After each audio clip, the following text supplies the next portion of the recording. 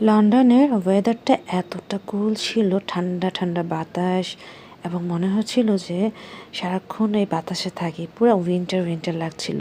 আমরা এবারের ট্যুরে লন্ডনের যে ওয়েদার পেয়েছি আলহামদুলিল্লাহ অনেক ভালো। তাই তো সকাল সকাল উঠেই সবাই হাতে একটা কফি নিয়ে, ব্ল্যাক কফি নিয়ে মানে রুমের মধ্যে বানিয়ে আমরা বাইরে চলে আসছি এই ওয়েদার দেখার জন্য।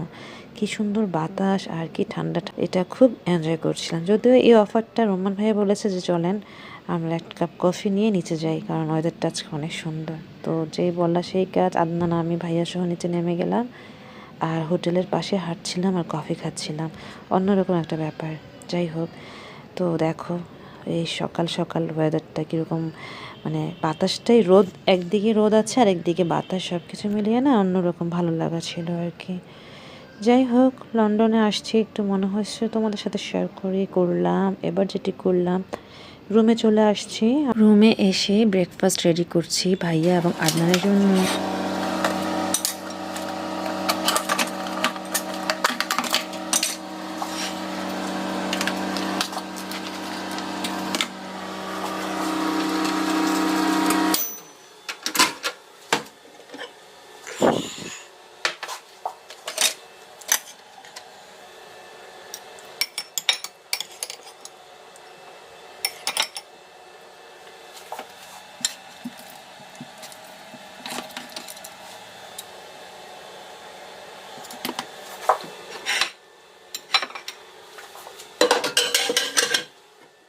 স্টুডিও অ্যাপার্টমেন্টগুলি ভালোই হয়, খাবার যেগুলো থাকে আমরা পার্সেল করে নিয়ে আসি, সেটা আবার ওভেনে গরম করে আদনানকে দিলাম, রোমান ভাইয়াকে দিলাম। যেহেতু সকালে কফি খাওয়া হয়েছে আর নাস্তা করতে আমরা বের হইনি, এখান থেকে যদি নাস্তা করতে বের হতে হতো অনেক দূরে যেতে হতো, তো তাছাড়া আমাদের ক্ষুধাও ওরকম লাগেনি।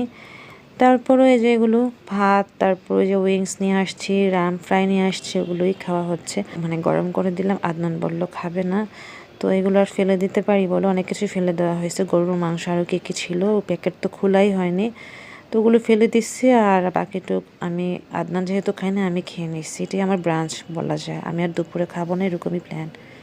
তারপরে একটা রুটি নিয়ে বসছি। এবার লাগেজ টাগেজ আমরা গুছিয়ে টুছিয়ে নিয়েছি। রোমান ভাই আমাদেরকে রেখে ওনাদের মানে ওনার ফ্রেন্ডের ওখানে চলে গেছে। আমরাও এই মুহূর্তটা ফোনে সবার সাথে যোগাযোগ করছি, কি করব না করব কেমনে কি। তো আদনান ওর ফ্রেন্ড আর বড় ভাইয়া সাথে হচ্ছে সবার সাথে যোগাযোগ করছিলাম আর কি। তো দেখা গিয়েছে কি যে এখানে ম্যাক্সিমাম টাইমে কার্ড পাঞ্চ করে করতে হয়, আমরা আবার ক্যাশ ছিল হাতে। তো এই মুহূর্তে কার্ড আমাদেরকে শাহাদাত একটা মানে অনলাইন থেকে ওর নিজস্ব মানে পার্সোনাল কার্ডই আমাদেরকে দিয়ে দেওয়া হয়েছিল, তারপর সেই কার্ড আমরা ইউজ করেছি। তো আমি আসলে শাহাদাতকেও ধন্যবাদ দিয়ে ছোট করব না, ও এই সময়টাকে আমাদেরকে অনেক হেল্প করেছে। এটা অনেক বড় কিছু, মানে মেমোরেবল। যতদিন মানে আমরা বেঁচে আছি ততদিন মনে থাকবে কিছু কিছু ব্যাপার। যাই হোক, তারপর আমরা হোয়াইট চ্যাপেলে চলে আসছি। এখানে বাঙালিদের এলাকা বা খাবার দাবার সব পাওয়া যায়, বাঙালি খাবার। তো দেখা গিয়েছে এই হোয়াইট চ্যাপেলের এখানে মানে পঞ্চখানাতে আমরা ফার্স্টে খেয়েছিলাম, দেখলাম আজকেও খাচ্ছে এখানে। আদনান আবার ব্রেন ফ্রাই বা ব্রেন ভুনা এই যে এটা নিল, আর লাল শাক ভাজি খেতে চাইছে, কিন্তু লাল শাক ভাজি ওর কাছে ভালো লাগে না, আর ঘন ডাল নিচ্ছে। আমি তো ওই যে সকালে খেয়েছি না, আর খাবো না, তো এই জন্য আমি যেটি করলাম একটি পরোটা নিচ্ছি। আমি সবগুলো থেকে একটু একটু করে খেয়ে টেস্ট নিচ্ছিলাম যে কেমন। তো মোটামুটি খাবার ছিল, বা খারাপ যে ছিল তা না। তারপর এই যে দেখো এই খাবারগুলো ছিল, আমাকে একটা বক্স দিয়েছে, আমি আবার পার্সেল করে ফেললাম যে নষ্ট করবো। অনেকগুলো ব্রেন ছিল, তো সবগুলো আমি পার্সেল করে নিলাম। আর এখানকার চা খুব মজা। আচ্ছা হ্যাঁ, এখানকার একটা আপু, ওনারা এখানকার স্থায়ী বাঙালি, তো উনি আমাদেরকে এই চায়ের বিলটা দিয়ে দিয়েছিল। ওনারা বলছিল যে চলেন আমাদের সাথে, আমরা অন্য জায়গায় ভালো কিছু খাবো, বাট আমরা যাইনি। বললাম যে না, আমাদেরকে আমাদের রিলেটিভস নিতে আসবে, সেই জন্য ওনারা আর আমাদেরকে নেয়নি। তো এর মধ্যে একটা ভাইয়া আননোন, আজকে ফার্স্ট দেখা হয়েছে, মিনহাজ ভাইয়া, উনি ওনার গাড়ি নিয়ে এসে আমাদের এই রেস্টুরেন্ট থেকে নিয়ে গেল। বলছে যে কোথায় যাব, ঘুরবো কিনা, থেকে যান, কত কিছুই বলছে। বললাম যে আপনাকে আগে পেলে থেকে যেতাম।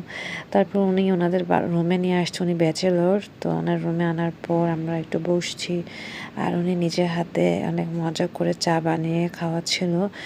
আর আমি যেটি করলাম, চায়ের ভিডিও তো করলাম এবং ওনারা যে ব্যাচেলর হিসেবে লন্ডনে এভাবে থাকে, একটু ওনাদের ইয়ার্ডটা এবং আশেপাশে কিছুটা ভিডিও করলাম। তো আমি আবার এই কিচেন থেকে বের হলাম, হতে হতে সামনের দিকে আগাচ্ছি আর তোমাদের সাথে শেয়ার করছি যে দেখো ওনারা এভাবেই থাকে। বেসিকলি লন্ডন আমার কাছে মনে হচ্ছিল অল ইন অল, কিন্তু আমার কাছে কেন যেন বাংলাদেশ বেশি ভালো লাগছে, মানে পরিবেশ সব কিছু মিলে। বিশেষ করে বিল্ডিংগুলো না কেমন ওল্ড টাইপের, আমি জানি না, আমার অপিনিয়ন আমি শেয়ার করছি। হয়তো বা এমনও হতে পারে আমরা যে সেন্ট্রাল লন্ডনে ছিলাম ওইটার আশেপাশে এরকম, হয়তো বা অন্যান্য সাইটগুলোতে বা অন্যান্য এলাকাতে আরও বেশি ভালো হতে পারে, জানি না। আমি যতটুকু দেখেছি অতটুকু আইডিয়া করে বললাম আর কি। তারপর মিনহাজ ভাইয়া সুন্দর করে চা বানায় দিতেছে, আমিও নিলাম, আদনানকে দিচ্ছিলাম, ভাইয়াও নিল। আর ওনার সাথে অনেকক্ষণ গল্প করলাম। উনি অনেক রিকোয়েস্ট করছে যে আরও কয়েকটা দিন থেকে যাওয়ার জন্য, বাট আজকে রাতে মানে কালকে সকাল ভোরে আমাদের ফ্লাইট। তো বলল যে আজকে রাতে ওনাদের কাছে ওনার আরেকটা ফ্রেন্ড আছে মোহন ভাইয়া, মোহন ভাইয়ার কাছে আমাদেরকে নিয়ে যাচ্ছিলো এই মুহূর্তে। ওনার বাসা থেকে কাছেই মোহন ভাইয়ার বাসা, ওনারা ফ্যামিলি থাকেন। তো ওনাদের বাসায় আজকে ডিনার করব, তাই আমরা ওনাদের সাথে দেখা করে এসে এরকম একটা জায়গায় এসেছি। জায়গাটার নাম কি এক্সাক্ট আমার মনে নেই, বাট এখানে ফ্লাইট মানে বিমান ল্যান্ড করে, যেটা তোমরা দেখবা। মিনহাজ ভাই আমাদেরকে এখানে নিয়ে আসলো, আশেপাশে সব কিছু ইন্ট্রোডিউস করিয়ে দিচ্ছিল আর বলছিল যে এখনই একটা বিমান বা প্লেন নামবে, যে দেখতে পাচ্ছ প্লেনটা এখানে ল্যান্ড করে।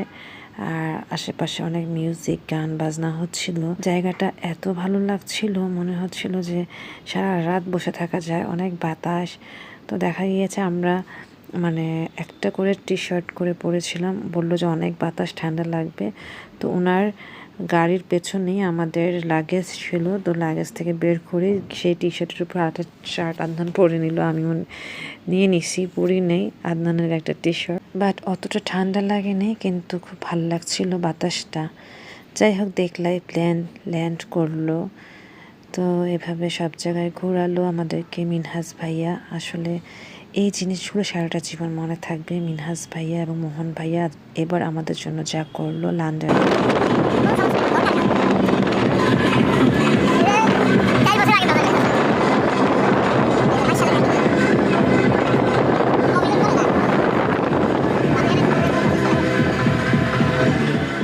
এখানে গান বাজনা হচ্ছিল, দেখতেই পারলাম, মানে শুনতেই পেলে। তো অন্যরকম একটা মানে ফিলিংস আসে যদি তোমরা এখানে মন খারাপ হয়ে যায় এসে বসে থাকো, এই ওয়েদারই মনটা ভালো করে দেয়। প্রকৃতির কি একটা অবস্থা! আল্লাহ রাব্বুল আলামিন আমাদের এত সুন্দর জায়গায় ঘোরাচ্ছেন, দেখাচ্ছেন, এবং কিছু কিছু জায়গায় আসলে মনটা ভালো হয়ে যায়। এরকম রিক্রিয়েশন প্লেস আসলে খুব মেমোরেবল থাকে। হিস্টোরিক প্লেসগুলি কিছু কিছু জায়গা আছে কি যে মেমোরেবল হয়ে থাকে, সব কিছুই ভালো লাগে। আজকে আমাদের মনটা খারাপ ছিল, বাট এরকম জায়গায় ঘুরতে পেরে, ভাইয়াদেরকে পেয়ে, মোহন ভাইয়ার ফ্যামিলিকে পেয়ে, সব কিছু মিলিয়ে আলহামদুলিল্লাহ ভালো একটা সময় কাটলো। তারপর আমরা গাড়িতে উঠে পড়লাম, উঠে যে আজকে হচ্ছে খেলা হচ্ছে। তো ভাইয়া যেটি করলো, সবার হাতে একটা করে মোবাইল ধরিয়ে দিল, কষ্ট দিয়ে দিলাম। টেবিল ছিল, না এটাই ভালো হয়েছে, একসাথে সবাই।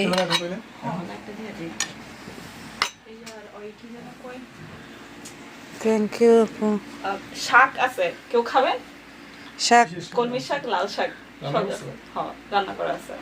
কেউ খাবেন? আমি খাবো না। তাহলে আনবো না। হ্যাঁ, দরকার নেই। এখানে শাকের দাম গরুমাংস থেকে বেশি।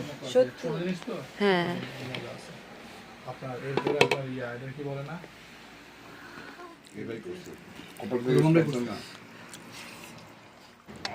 আপু স্টুডেন্ট এবং জবও করে, তো পাশে এসে আমাদের জন্য বিফ রান্না করলো, ফ্রাই করলো, পোলাও রান্না করলো, সবজি করলো। তো সব কিছু মিলিয়ে ভালো ডিনার করলাম। তারপর খেলাও দেখছিলাম, আর্জেন্টিনার খেলা হচ্ছিল।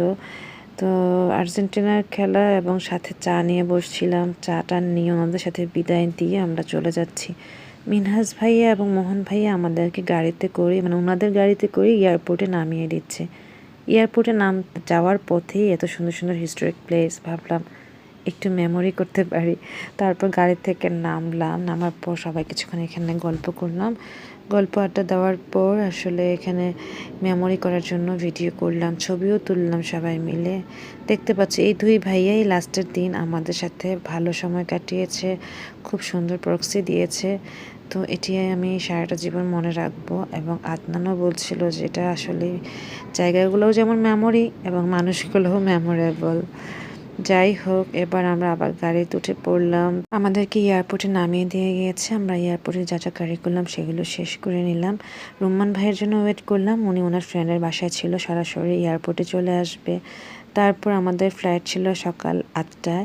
আমরা ফ্লাইটে উঠে গেলাম কাতার এয়ারওয়েজে। তারপর এখানে যা যা খাবার দিচ্ছে, এবারও ট্রানজিট আছে, আমরা 2বার প্লেন জার্নি করব। এখানে আমাদের এই খাবারগুলো দিয়েছে। আমরা এগ স্ক্রাম্বল নিয়েছি, আরও ব্রেড ট্রেড, এবং এই ফ্রুটসটা খুব মজার ছিল। সব কিছু খেয়েটে আমরা আবার এখন নেমে পড়লাম এবং আরেক ট্রানজিটে ছিলাম। তারপর আরেক এয়ারওয়েজে উঠলাম, এটাও কাতার এয়ারওয়েজ। তারপরে এখানে আসার পর আমরা এখানে কিছুক্ষণ বিনোদন করলাম, যে যার মতো করে ছিলাম। তারপরে তোমাদের সাথে শেয়ার করলাম। আর আমাদেরকে এখানেও বলা যায় ডিনার দিয়েছে। তো সব কিছু মিলিয়ে আলহামদুলিল্লাহ আমাদের লন্ডন ট্যুর, আমি কি বলবো জানি না, বাট আল্লাহ রাব্বুল আলামিন আমাদের রিজিকে রেখেছেন, আমরা যেতে পেরেছি এবং আল্লাহর রহমতে সহি সালামতে বাংলাদেশে এসে পৌঁছেছি। এটা অনেক বড় কিছু বা বড় পাওয়া। যাওয়ার সময় অনেক ভয় কাজ করেছিল, আর ফিরবো কিনা বা বেঁচে থাকবো কিনা, কারণ প্লেনে উঠলে এখন খুব ভয় লাগে। আর প্লেনটাকে পুরো বোমা মনে হয়, যে পড়ে গেলেই তো শেষ। যাই হোক, আল্লাহ রাব্বুল আলামিন আমাদেরকে ঠিকমতো বাংলাদেশে এসে পৌঁছালো। আমাদের এবার লাগেজ নিতে 2.5 ঘন্টা সময় লেগেছে, যেটা খুব বিরক্তকর ছিল বাংলাদেশে। তারপর আমরা বাসায় চলে যাচ্ছি। এই তো আমার এই লন্ডন ট্যুর তোমাদের সাথে শেয়ার করলাম। আশা করছি তোমাদের ভালো লেগেছে। আল্লাহ হাফেজ।